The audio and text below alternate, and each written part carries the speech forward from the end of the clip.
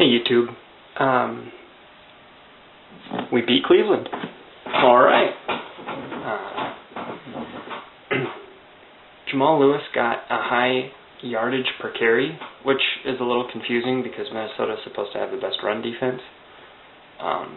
But it's nothing I'm that worried about. I don't think that will continue.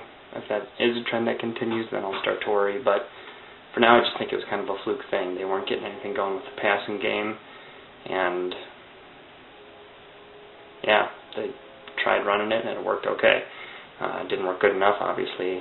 They didn't win, but it's one concern I had. The other one was John Sullivan, the new center.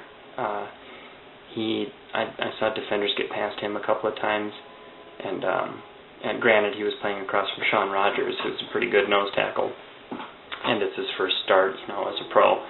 But I would like to see better play from him against the Detroit Lions, which shouldn't be too terribly hard. But yeah, it was a solid win. Adrian Peterson is amazing. Brett Favre stayed out of the way. He was efficient and decisive. He didn't throw any interceptions. He didn't try to steal Adrian Peterson's thunder. He just managed the game and did what he had to. It'll help the team to win. That's awesome. I hope that continues.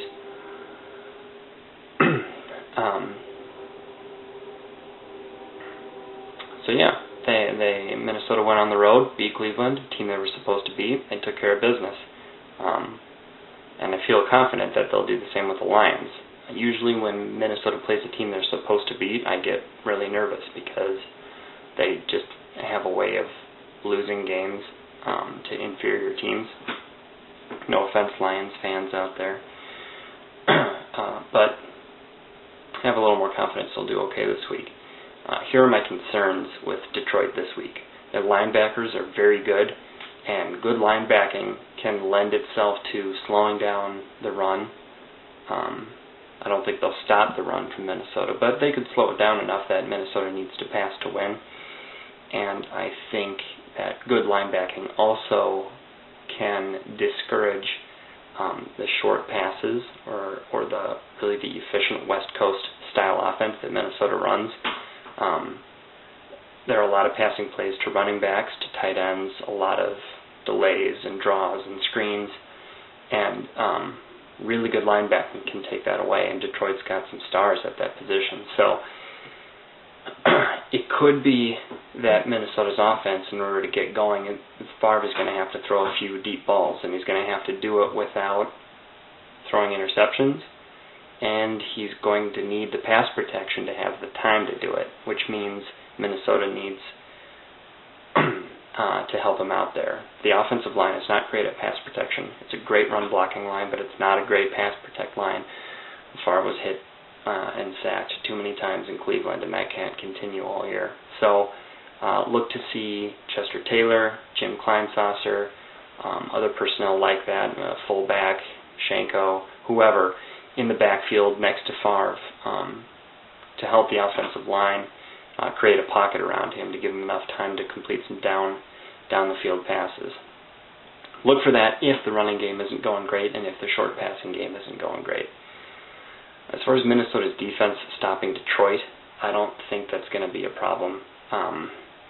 Minnesota is better at rushing the passer than New Orleans was last week against Detroit, so there should be pressure on Stafford, and he's a rookie, and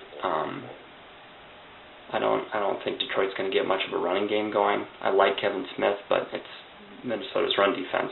So really the only thing to worry about there is Kelvin Johnson. Now he's a monster. He's 6'5", very fast, very strong, and Antoine Winfield and Cedric Griffin, they're great guys and great players, but they're just not as fast or tall as him. So I think Johnson's going to come down with a few passes for a lot of yards, and if that happens a lot, then Detroit and the other stuff that I mentioned earlier happens, Detroit can keep this score close into the fourth quarter. And if that happens, it's anyone's game. Minnesota barely beat Detroit the two games that they played last year. And you got to hand it to those feisty Lions. They put up a fight, so that's something to be looking for this Sunday. I'd love for Minnesota to go on the road and take care of business against Detroit, which they should, and start out 2-0. And get ready for their first home game against the San Francisco 49ers. And then, of course, it's the Packers for Monday Night Football. So it's going to be a few exciting weeks. I had a couple thoughts on the other NFC North teams. I mentioned the Lions, obviously. The Bears look like they're in trouble. They're deep at linebacker, and losing Urlacher is more like losing a big name than it is necessarily losing the cog to their defense. But at the same time, he was healthy for the first time in a while. They were excited about having him back, and now he's gone. So that hurts. Cutler is having a hard time not throwing interceptions, and some of that blame could go on him. Some of it could go on the wide receivers, and some of it could go on the offensive line for not protecting him as well as they should have against Green Bay's confusing and effective new-look defense.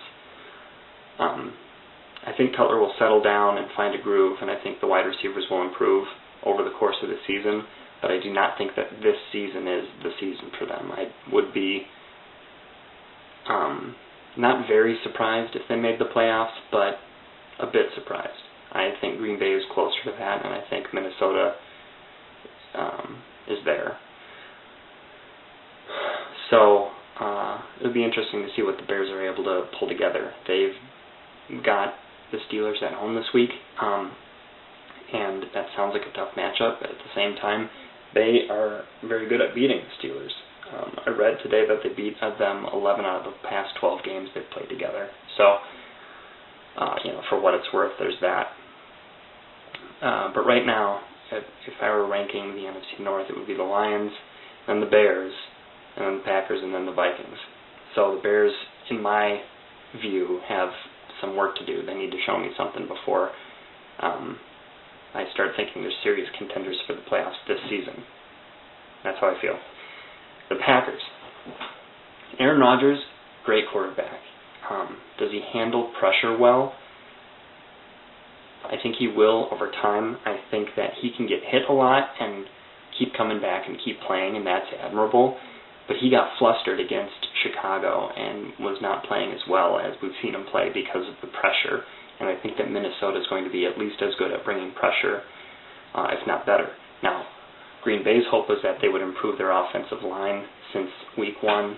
The right tackle looked terrible, but even the whole line did not look like they were on the same page with each other. So that's where they're struggling. Greg Jennings is great. Aaron Rodgers is great. And this new defense that they have, it's interesting. They play a 3-4 now, and they were doing a lot of packages where they had 2 defensive linemen, 4 linebackers, and 5 defensive backs. So sort of a nickel, but they were able to throw a lot of interesting blitzes at Chicago and still have some creative coverage. And no one has film on this Green Bay defense yet, or didn't at that point. And so that was really interesting to watch. It was very effective against Cutler. He was not used to that. It confused him. They put pressure on him. And Green Bay's defense looks like it's going to be better than it was last year. That said, that nonsense is not going to work against Minnesota. You don't have a 2-person offensive or defensive line against Minnesota. We've got Hutch, we've got McKinney, we've got Lodehold, we've got Adrian Peterson, we've got Chester Taylor. You need a defensive line. So don't expect that from Green Bay when Minnesota and Green Bay play. They'll probably play closer to a 4-3 like they did last year. That's my guess. So if any Minnesota fans are out there worried about this Green Bay defense, don't yet. We're going to have 3 games to watch them. The team will get film on them and figure out their tendencies, and I'm convinced put together a winning strategy. That said, the Packers are the scariest team to the Vikings in the division this year, in my opinion.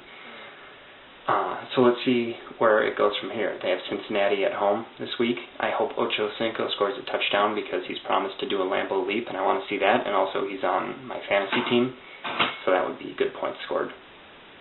But they could very well start out 2-0.